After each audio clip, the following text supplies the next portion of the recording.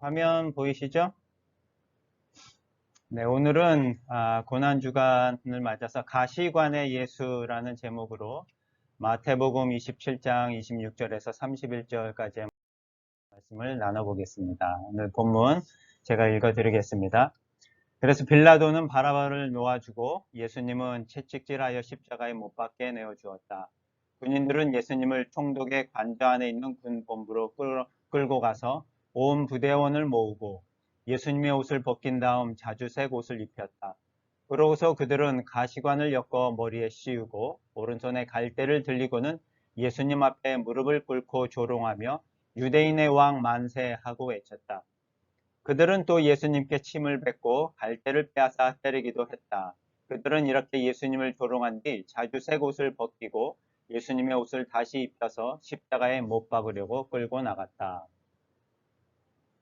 네, 오늘 본문 말씀을 중심으로 가시관의 예수라는 제목으로 같이 한번 말씀 나눠보겠습니다.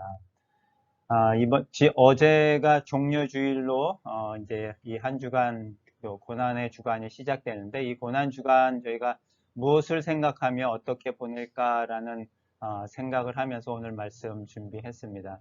요한복음 12장에 보면 이튿날에는 명절을 지키러 온 많은 군중들이 예수님께 예루살렘으로 오신다는 말을 듣고 종려나무 가지를 꺾어가지고 예수님을 맞으러 나가서 호산나 주의 이름으로 오시는 분 이스라엘의 왕에게 찬양을 하고 외쳤다. 예수님은 어린 나귀를 타셨는데 이것은 성경에 시온 사람들아 두려워하지 말아라 너희 왕이 나귀 새끼를 타고 오신다 라고 기록되어 있기 때문이다. 예수님이 예루살렘에 입성하실 때의 사람들의 반응입니다. 예루살렘에 입성하시는 그 예수님을 사람들이 종려나무를 꺾어가지고 환호하면서 이스라엘의 왕에게 찬양을 하면서 왕을 맞이하듯이 예수님을 맞이했는데 일주일 만에 이 사람들의 그런 모습이 완전히 바뀌어진 모습을 오늘 본문으로 저희가 볼 수 있습니다.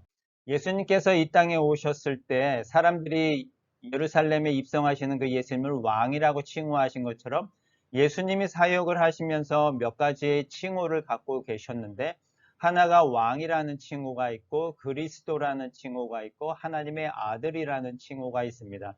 이 세 가지 칭호가 서로 번갈아 가면서 문맥 속에서 사용이 됐는데 마태복음 2장에 보니까 동방박사들이 예루살렘으로 아기 예수를 경배하러 왔을 때 그 사람들의 마음속에는 유대인의 왕으로 태어나신 분이 어디 있습니까? 라고 하면서 왕이라는 그 칭호를 사용을 합니다. 그런데 이 말을 들은 헤롯 왕이 율법학자들을 모아놓고 말을 할 때는 그리스도라는 말을 사용을 합니다. 그래서 유대인의 왕과 그리스도가 서로 같은 말이다라는 말을 우리가 좀 알 수 있습니다. 그리스도가 유대인의 왕이 된다라는 그런 뜻입니다. 그런데 시몬 베드로의 그 고백을 보면 주님은 그리스도이시며 살아계신 하나님의 아들이십니다라고 합니다.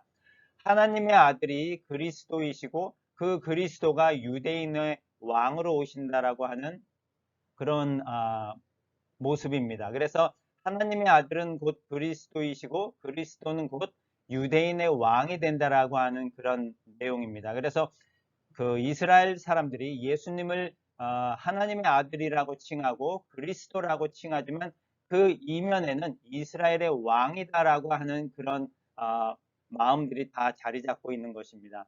그런데 이렇게 예수님을 왕이라고 환호하면서 맞이했던 사람들이 일주일 만에 태도가 완전히 바뀌어진 모습을 오늘 본문 27장에 나와 있는 모습을 통해서 볼 수 있는데 그 모습을 보며 이들의 환호하는 마음이 어떻게 바뀌었는지를 알 수 있습니다. 28절에 보면 예수님이 옷을 벗기고 자주색 옷을 입혔고 가시관을 엮어서 머리에 씌우고 오른손에는 갈대를 들리고서는 이 군인들이 예수님 앞에서 무릎을 꿇고 조롱하는 말투로 뭐라고 했냐면 유대인의 왕 만세라고 얘기를 합니다. 흡사 예수님이 지금 가시관을 쓰고 오른손에 갈대를 들고 있고 자주색 옷을 입은 그 모습 자체가 왕의 모습이라고 이렇게 조롱을 하면서 얘기를 합니다. 왕이면은 왕관을 쓰잖아요. 가시관 대신에 왕관을 쓰고 그 다음에 오른손에 금색 지팡이를 들고 있고, 그리고 그 자주 색깔, 왕의 귀족들만 입을 수 있는 그런 색깔의 옷을 입혀놓고서는 유대인의 왕이라고 조롱을 하면서 군인들이 멸시하고 또 모욕을 하는 모습을 보입니다. 그리고는 예수님한테 침을 뱉고 갈대를 빼앗아 때리기도 합니다. 그리고서는 성전을 헐고 3일 만에 짓겠다는 자야 40절에 보니까 내가 하나님의 아들이라면 내 자신이나 구원하고 십자가에서 내려오너라 라고 조롱하는 모습들을 계속 보여주고 있고, 대제사장들과 율법학자들과 장로들도 역시 이스라엘의 왕이라는 자야 당장 십자가에서 내려와 보아라, 그러면 우리도 믿겠다라고 하면서 조롱하는 모습을 보여주고 있습니다. 예수님께서 오실 때 이렇게 왕이라고 환호하던 사람들이 한순간에 바뀌어서 예수님을 조롱하고 모욕하고 이렇게 왕에서 조롱당하는 모습으로 바뀌어간 그 모습 속에서 과연 하나님의 아들이신 그 왕이신 예수님께서 그 자리에서 이렇게 몰락을 한 건가라고 세상 사람들은 조롱을 하면서 그렇게 바라보고 있습니다. 하지만 우리는 그 예수님께서 이러한 고통과 조롱과 모욕과 멸시를 당하는 것이 몰락이 아니라 하나님이 우리에게 주시고자 하시는 큰 구원의 계획의 한 부분이라는 것을 저희는 잘 알고 있습니다. 그렇다면 왜 예수님께서는 이렇게 십자가의 고난을 당하셨는가? 그것은 한마디로 대속이라고 하는 구원의 계획 때문에 그렇습니다. 이사야서와 로마서의 그 대속이라고 하는 부분에 대해서 말씀하고 있는데, 대속이라고 하는 것은 우리의 죄를 대신해서 받는다라는 그런 뜻입니다. 이사야 53장 5절에는 예수님께서 우리의 죄 때문에 찔림을 당하고 상처를 입었다라고 말씀하고 계시고, 로마서 5장 8절에도 보니까 우리가 아직 죄인 되었을 때에 그리스도께서 우리를 위해 죽으셨다라고 합니다. 8장 3절에는요. 하나님께서는 죄의 문제를 해결하시기 위해 자기 아들을 죄 많은 인간의 모양으로 보내시고 우리의 죄값을 그에게 담당시키셨다라고 하십니다. 우리를 구원하시는 부분에 있어서 가장 큰 걸림돌이 뭐냐면 죄입니다. 이 죄를 없애지 않고서는 하나님이 우리를 구원하셔서 우리를 깨끗하게 거룩하게 하고 하나님 나라에 하나님과 함께 하실 수 없기 때문입니다. 그래서 이 죄를 해결하기 위해서는 유일한 방법인데 그 죄의 값을 해결해야 됩니다.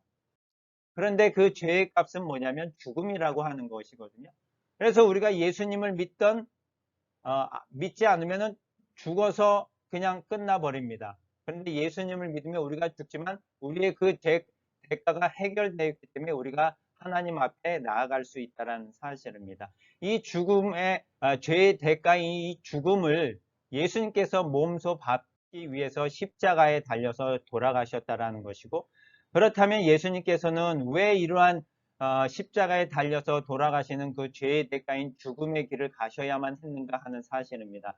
그 이유는 바로 우리가 아직 죄인 되었을 때에 그리스도께서 우리를 위해서 죽으셨다라는 것입니다. 예수님께서 죽으셨는데 그것은 누구를 위해서 죽으셨냐면 바로 나 자신을 위해서 죽으셨다라는 것입니다. 우리 자신을 위해서 예수님이 죽으셨다라고 하는 사실입니다. 마태복음 9장 13절을 보면 예수님은 의로운 사람을 부르러 온 것이 아니라 죄인을 부르러 왔다라고 말씀하십니다. 예수님께서 이 땅에 오셔서 잘나고 돈 많고 부유하고 세상에 1등 가는 사람들만 불러 모아서 예수님이 그 사람들을 구원하신 게 아니라 죄인 된 사람들을 불러서 그 죄인들을 구원하시고자 오셨다라고 하는 사실입니다. 누가복음 5장 5절에서 8절의 말씀은 예수님이 베드로를 부르시는 그런 모습입니다. 예수님께서 그 갈릴리 호숫가에서 베드로의 배에 올라가서 사람들을 가르치고 나신 이후에 시몬 베드로에게 깊은 곳에 가서 그물을 던져라 라고 얘기를 합니다. 그러자 시몬이 선생님, 우리가 밤새도록 애써봤지만 한 마리도 물고기를 잡지 못했습니다. 그러나 선생님이 말씀하시니 한 번 더 그물을 터보겠습니다.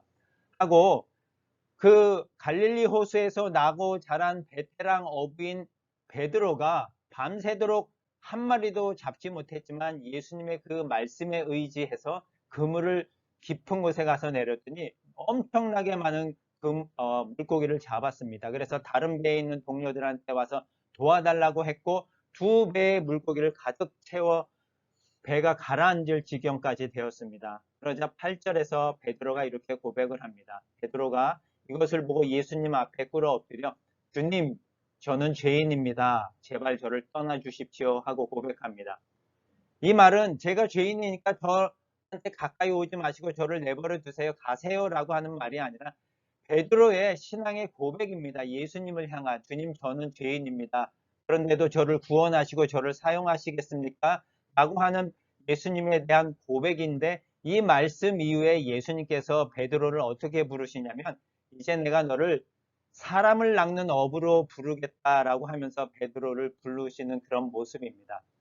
오늘 가시관을 쓰신 그 예수님을 바라보면서 고난의 주간을 우리가 맞이하면서 예수님이 겪으신 고난, 이 예수님이 왜 이런 고난을 겪으시고 십자가를 겪으셔야 하면서 예수님에 대한 그런 초점을 우리가 맞추면서 고난 주간을 생각하지만 제일 중요한 것은 뭐냐면 예수님이 왜 그러한 고난을 받으셨냐고 하는 사실입니다.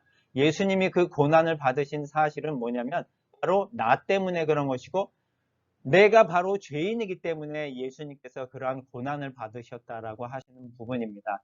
바로 이 고난 주간에 우리가 생각해야 될 부분은요. 나는 죄인입니다. 베드로의 고백처럼 나는 죄인입니다. 주님 앞에 고백하는 그러한 모습이 이 한 주간 우리가 주님의 그 모습을 묵상하면서 고백하고 제가 죄인인데도 주님 저를 구원하시고 저를 사용하시고 저를 들어서 주시겠습니까? 라고 묵상하면서 이 한 주간 우리의 예수님의 그 십자가를 한번 생각해보는 그러한 시간 되었으면 좋겠습니다. 나와 같은 죄인을 구원해 주신 그 예수님에게 감사하면서 매일매일 이 한 주간 살아가는 저와 여러분이 되었으면 좋겠습니다. 기도하시겠습니다.